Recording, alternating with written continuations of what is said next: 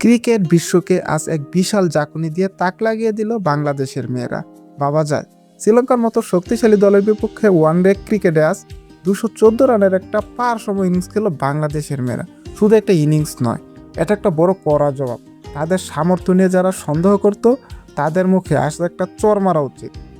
অথচ মুদ্রার উল্টো পিঠটা দেখুন, যেখানে মেয়েরা বিদেশের মাটিতে ইতিহাস গড়েছে, সেখানে আমাদের কোটি কোটি টাকা বেতন পাওয়া ছেলেরা অনেক সময় 200 রান করতে গিয়েই কোতাকুতি লাগিয়ে দেয়। সর্বশেষ নিউজিল্যান্ডের বিপক্ষে যে কয়টা ম্যাচ জিতেছে, সেখানে 200 রান করতে গিয়ে তারা এত পরিমাণ পরিশ্রম করেছে, যেটা দেখতে মনে হয় তারা 200 রান করতেই পারে না। মাঠের পারফরমেন্স যেন তাদের কাছে হিমালয় জয়ের মতো কঠিন হয়ে দাঁড়ায়। অথচ আমাদের দেশে সুযোগ সুবিধা পায় না, এমনকি অবহেলিত মেয়েরা তাদের থেকে কোনো দিক দিয়ে কমতি নয়।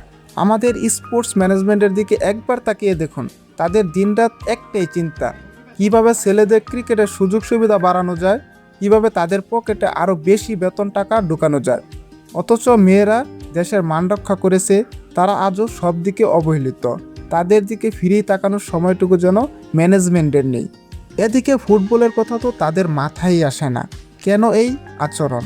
সত্যি বলতে মাঝে মাঝে জানতে ইচ্ছে করে, ক্রিকেটে কি বিশেষ কোনো মধু আছে, নাকি এখানে ইনকামটা ম্যানেজমেন্টের একটু বেশি হয়?